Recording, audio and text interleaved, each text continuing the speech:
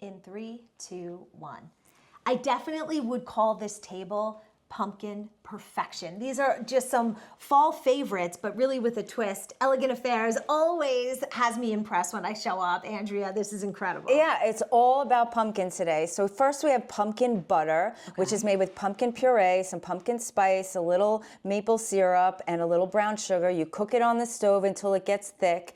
Let it cool, put it in the jar, and then you can serve it with toast, you can serve it with apples. It makes a great spread for breakfast or even at a party. And it'll last for a little bit? Yeah, it'll last for 2 weeks, easy. Wow. Okay, now up next, this is rice in here with kale? These are, I call them wild rice Buddha bowls, but I put them with a little bit of roasted pumpkin, walnuts, kale, sun-dried cranberries. It's delicious, and you can serve them for lunch. You can make a big bowl of it, have it out on a buffet. It's delicious. And you just roasted the pumpkin. Yeah, roasted pumpkin with a little butter, salt, pepper, cut it into chunks, and you add it right in. All right, now that's also roasted pumpkin up there. Same ingredients. You just take a toasted croustade. We call this bruschetta. It has the pumpkin, the sun-dried cranberries, the kale, and the walnuts. It's a great party appetizer. I love that. Instead of the tomato, use a pumpkin. Yeah. And over here, I see you used a pumpkin, but what's inside? So what's inside, it's mashed potatoes. Then you take a little seasoned pumpkin, which you cook, you whip, and you whip it right into the mashed potatoes. Wow.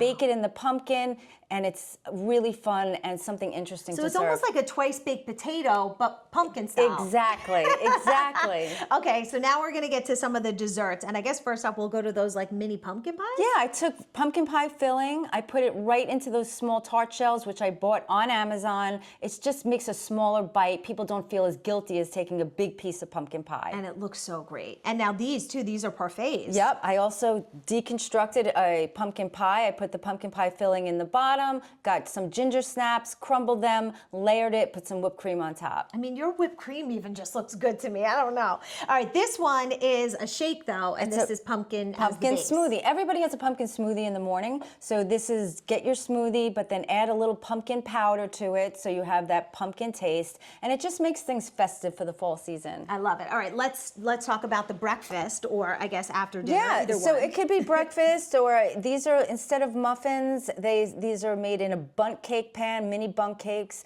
They really look pretty, and I like them better than a cupcake. Put some powdered sugar on top, and they're really delicious. You can use a box of pumpkin cake.